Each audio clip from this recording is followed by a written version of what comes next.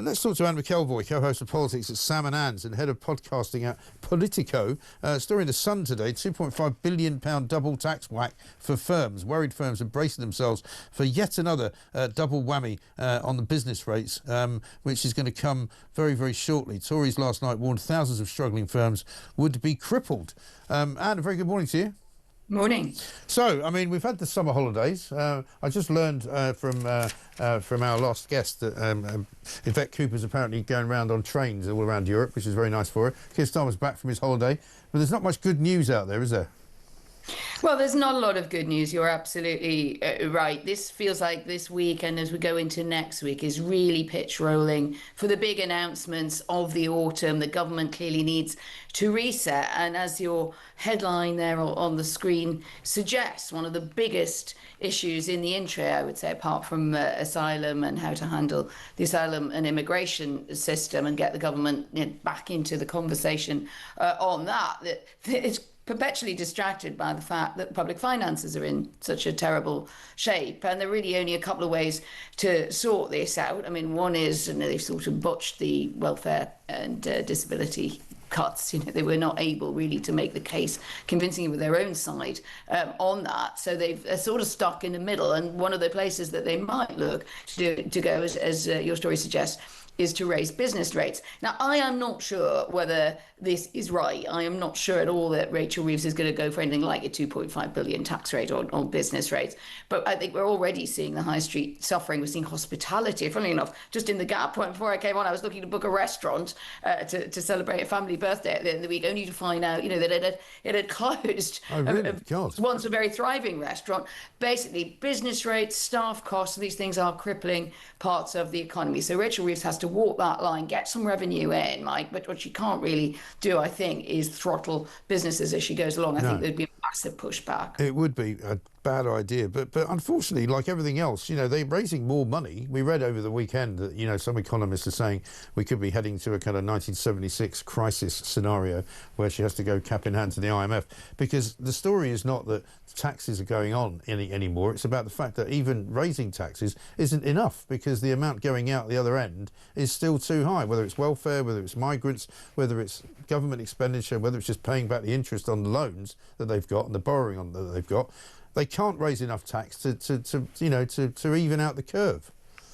Yeah, true. I mean, you can cherry pick some of those and say that as much as it is right to be concerned about what you're spending on the migrant problem, how you're going about it, like significantly overall in budgets, that's not really where most of the money is going, and sometimes that can kind of skew your perception a bit. But I think if you look at the commitments we've made on defence, on the NHS, these are the big ticket items, and as you've often mentioned, on welfare, and an upward curve on welfare and disability, which is not coming down without a major intervention. And I think I'm not one of those people who says, well, these are the reasons that people are cross about. Some people just cross about immigration and asylum in its own right, but that what she's got is big ticket items that she's not really been able to get a grip on. And I do believe she's had a moment around that welfare and disability retreat that will haunt Rachel Reeves as chancellor for as long as she is in post, because when she did try to grip a big area, she then failed at it. Now, defence, as it happens, I'm strongly for spending on defence. I think we're facing a major threat,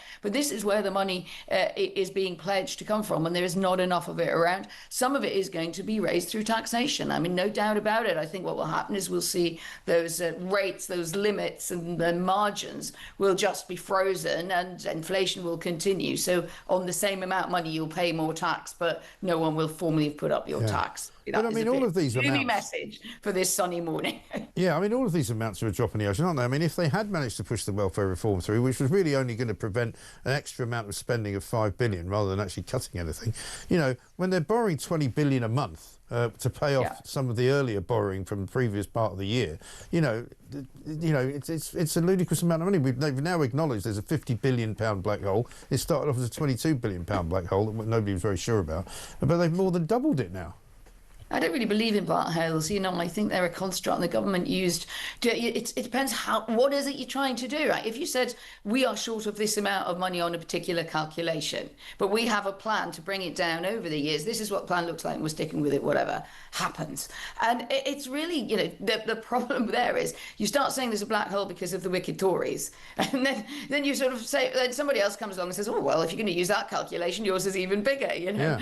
Remember Well, the great line, how many holes does it take to fill the Albert Hall in the Beatles? Yeah. So rather than do what I consider, and I'm afraid I do have a bit of a debate with some people close to Rachel Reeves on this, or whether these things are sort of real or they're kind of, they're a sort of metaphor for looking at what's gone wrong with the public finances. Yeah. But I think if you start to sort of obsess about those, you don't solve the problem. You solve the problem by saying, here is what we intend to do. You know, here's how we want to bring down spending. Here's what we haven't talked enough about the fact that the economy needs to be more productive. It needs to be more innovative, as I say, having been in the US, innovative. It needs, you know, we need a rebook of what we do, and we need to be realistic about what we can do as a country. And at that point, frankly, if someone said, well, you've still got a gap going forward of 20 billion, I know this sounds, these are, you know, billions are big amounts, but that would not bother me because you've got an answer that you're pursuing. It's when you don't have an answer you're pursuing and all you do is then spam out different figures saying, well, it's a big figure, but it's not as bad as France. You know, then I think we're looking like we haven't got a narrative. Yeah, I think that's exactly what we don't have, and that's the problem. And because they've tried giving us the BS narrative, and everybody's now seen through it. But Anne, good to talk to you. Thank you very much indeed. Anne McElvoy,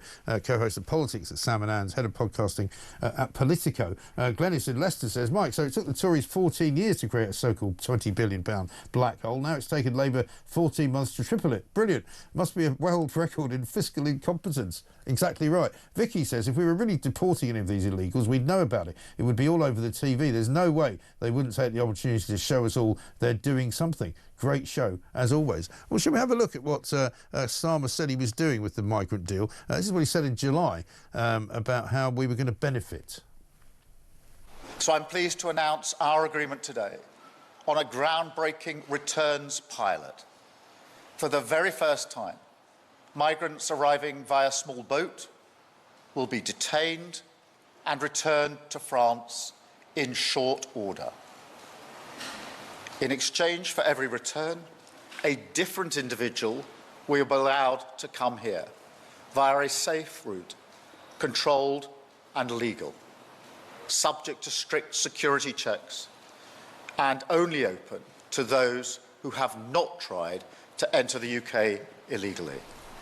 So what he actually wants to do is to increase legal migration. That's actually what one in, one out means. And by the way, in case you were wondering, the definition of in short order means immediately or rapidly. Now, I don't know about you, but nothing is happening rapidly and nothing is happening immediately because they announced this more than 2.5 weeks ago. And it ain't happened yet. Here's a good one from Charlie in Bristol. I've just finished watching a series on Netflix called Hostage. Basically, it's the British Prime Minister being bribed by the French President to take in a boat of immigrants, and the French President wanting to take control of British borders. It's uncanny.